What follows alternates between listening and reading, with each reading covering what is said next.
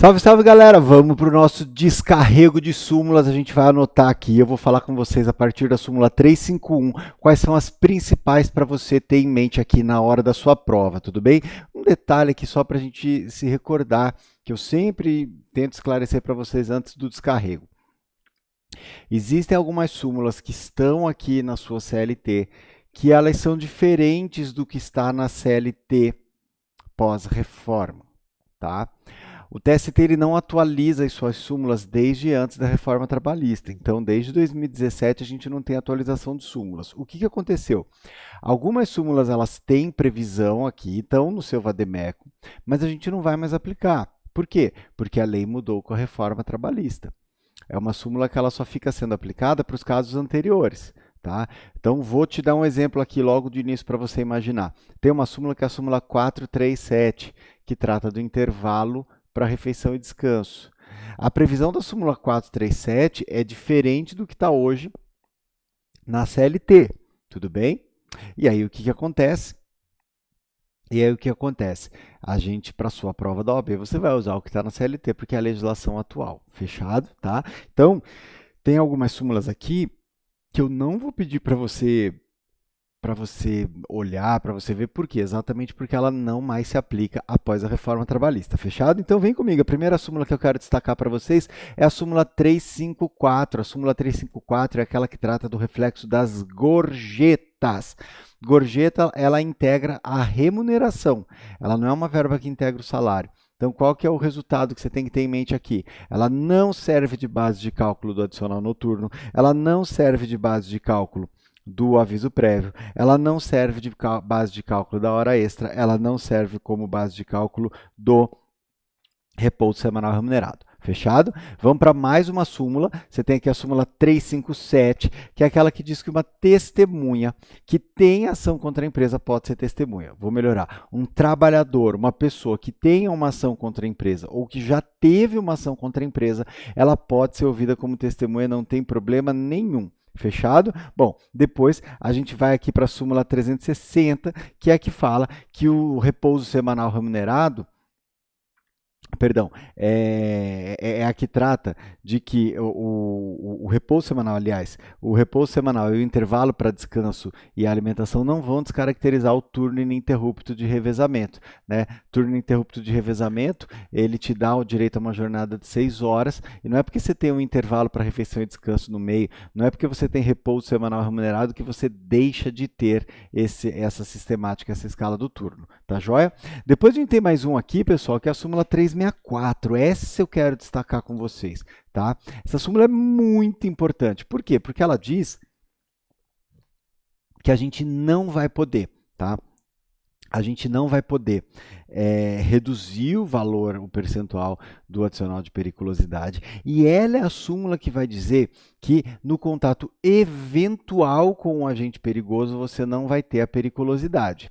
E aí essa súmula ela vem e fala assim, mas Renato, o que é o contato eventual? Contato eventual vai ser aquele contato fortuito, que é aquele eventual que a gente está mais acostumado, né? Quando você pensa comigo assim em contato eventual, normalmente você pensa exatamente em um contato que vai ser uma vez ou outra.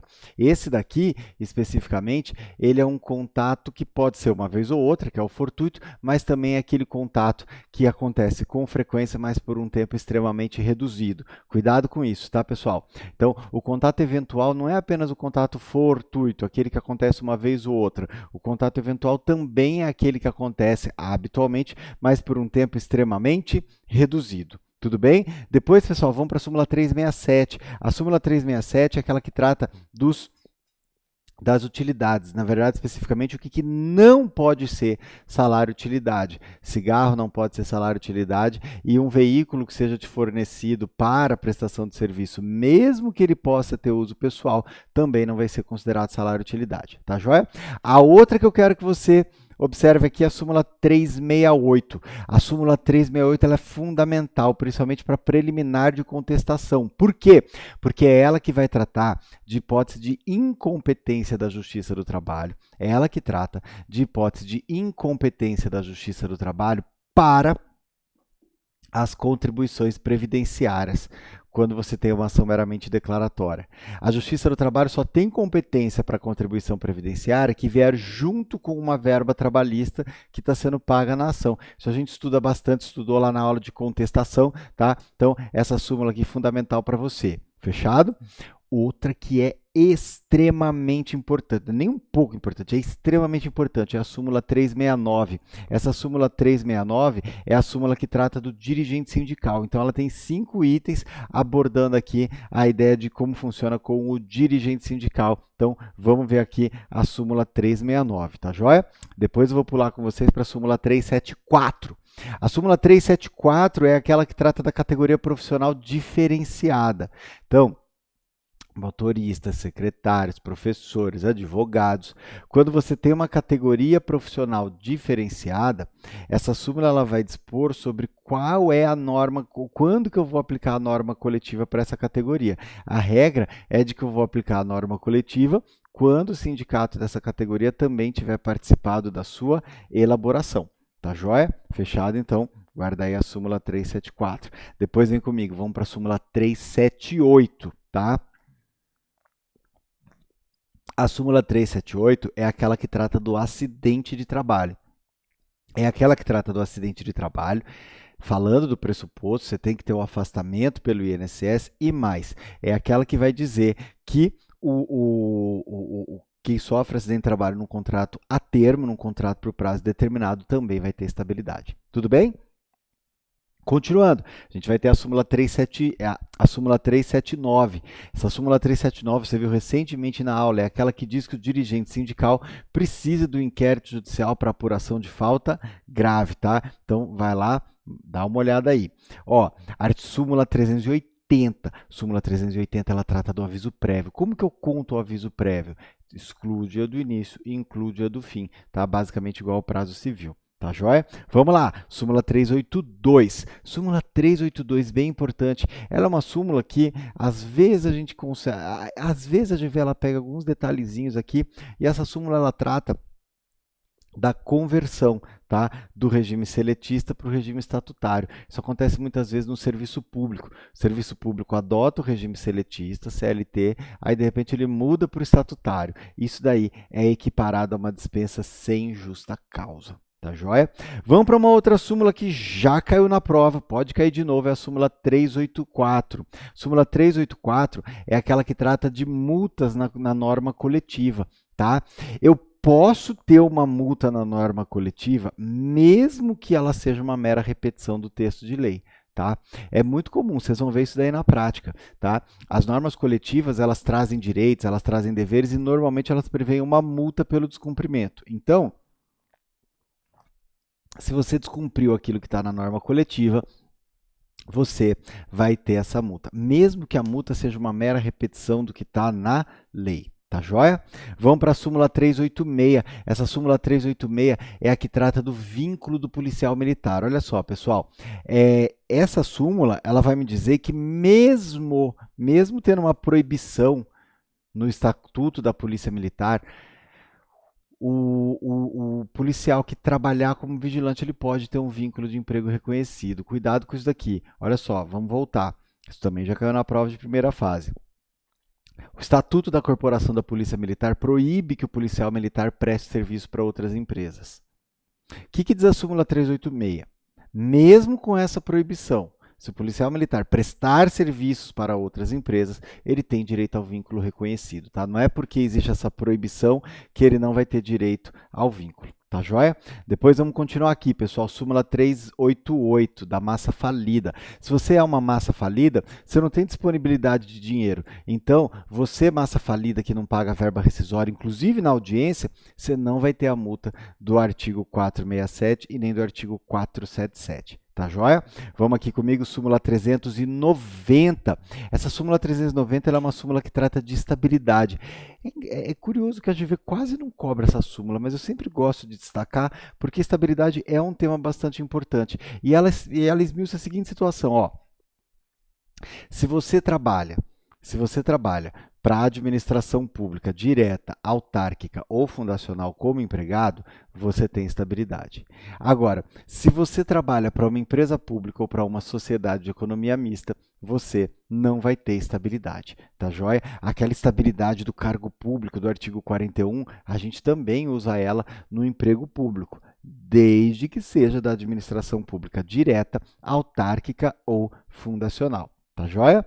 Vamos lá, pessoal, vamos continuar? Agora a gente vai para a súmula 392. É a súmula que trata da competência da Justiça do Trabalho para analisar ações de indenização por dano moral e material, inclusive de acidente de trabalho, inclusive propostas ou assumidas pelos herdeiros. Olha só, imagina que um determinado empregado morreu num acidente de trabalho. Quem vai ajuizar a ação são os herdeiros. Filhos, pais, cônjuge. E aí? A competência da Justiça do Trabalho do mesmo jeito. Tá joia? Fechado? Vamos aqui para a próxima? Vai comigo ali para a súmula 396. Essa súmula 396, ela é aquela súmula que trata, tá? É a súmula que trata da estabilidade provisória e pedido de reintegração, tá? É essa súmula 396 que diz que quando você já acabou o período estabilitário, o juiz pode trocar aquela estabilidade por uma indenização. Tá joia? Fechado? Agora, pessoal, olha só. Agora, propriamente, eu não quero marcar uma súmula aqui com vocês, eu não quero destacar uma súmula. Eu quero destacar uma série de súmulas. Tá joia?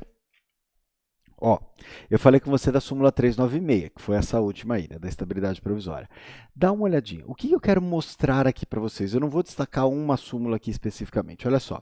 Eu quero que você veja que da súmula 397 até a súmula 413, você tem súmulas de ação rescisória. Olha que interessante, pessoal, é uma série.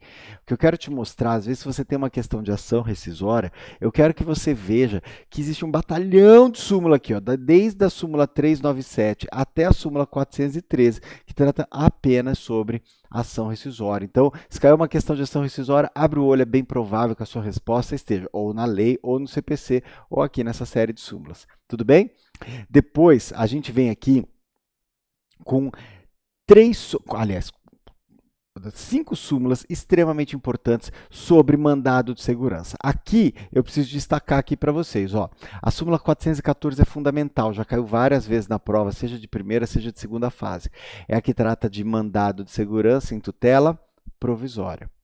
Depois a gente tem a súmula 415, que fala que a petição inicial do mandado de segurança, ela não está sujeita à emenda. Não existe emenda à petição inicial em um mandado de segurança, segundo a súmula 415 do TST.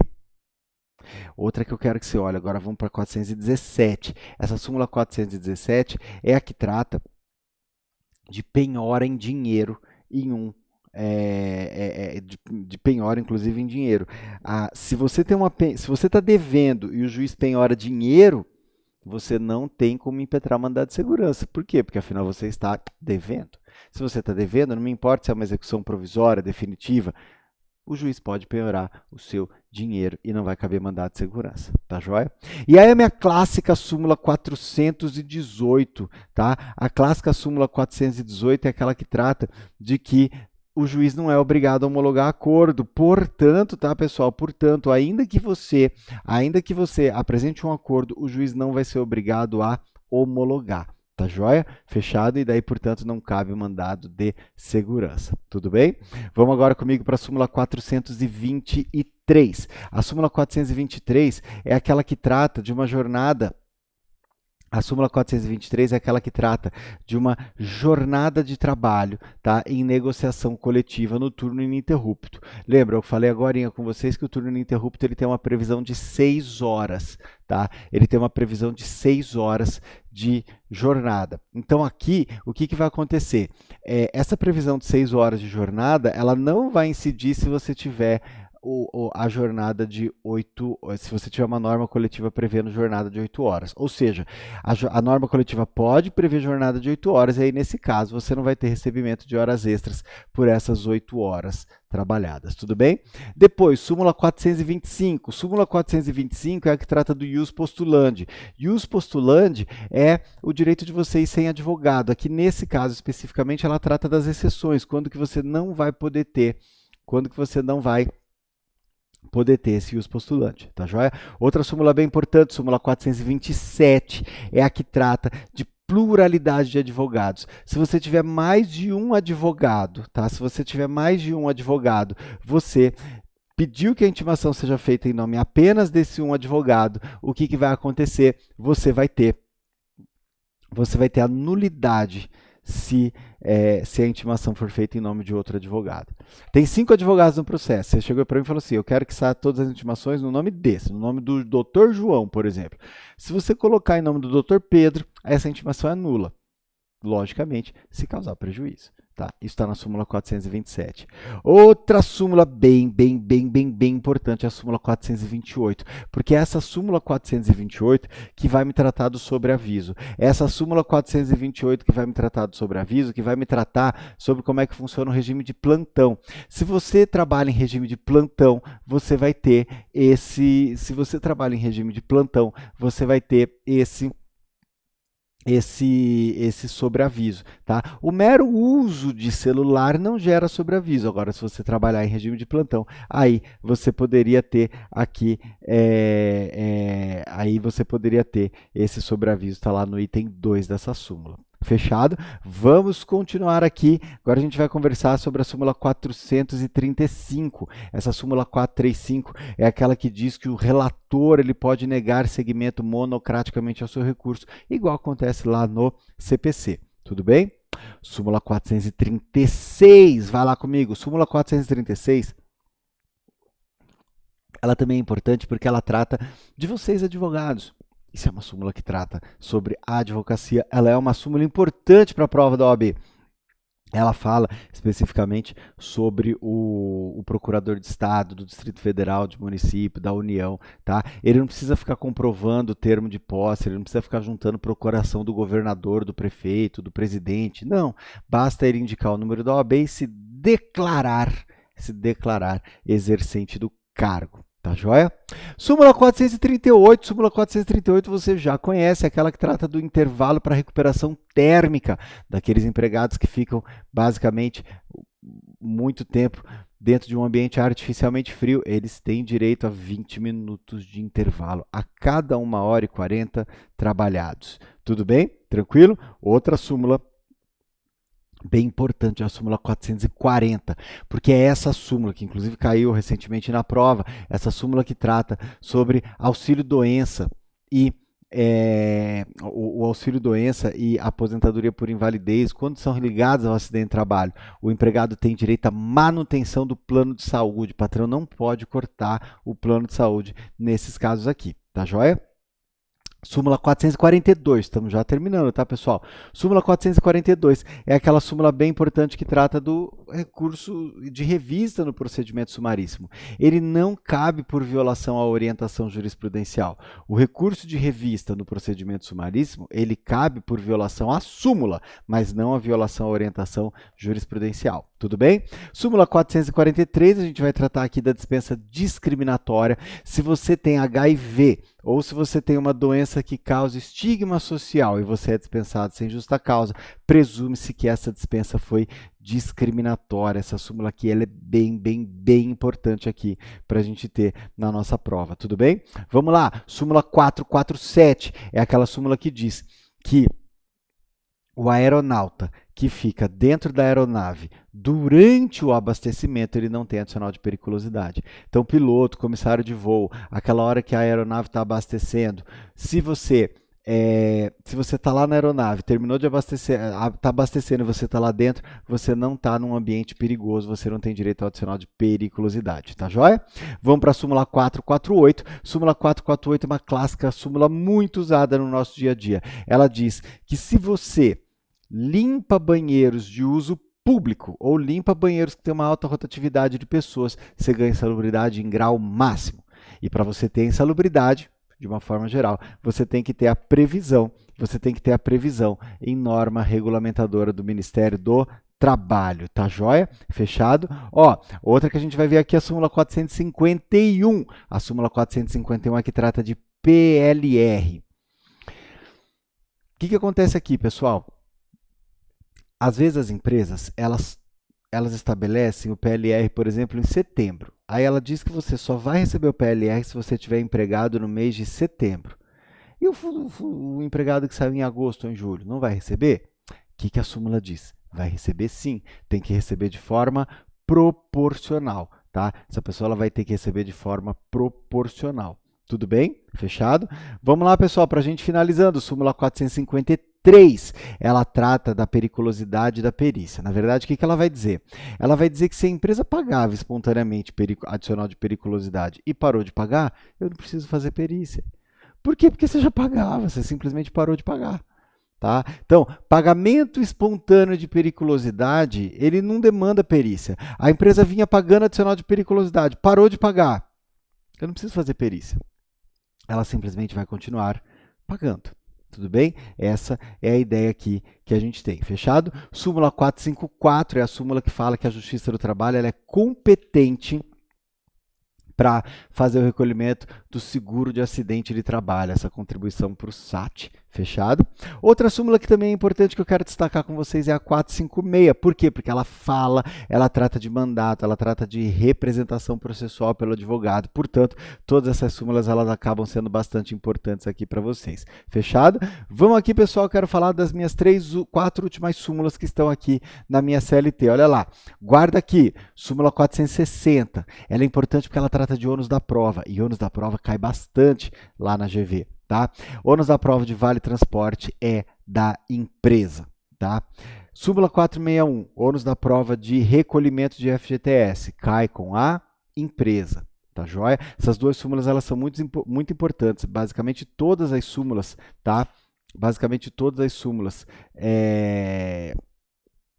que tratam de ônus da prova, elas são importantes. Depois, pessoal, súmula 462, ela fala que se o reconhecimento do vínculo empregatício acontecer apenas em juízo, mesmo assim vai incidir a multa do artigo 477, tá? Então, multa do artigo 477 incide mesmo que o reconhecimento do vínculo seja apenas em juízo. Tudo bem? E, por fim, a última súmula que eu quero destacar para vocês é a súmula 463, porque é ela que diz que mesmo uma pessoa jurídica tem direito à justiça gratuita se ela comprovar que ela não tem condições de arcar com custos e despesas processuais.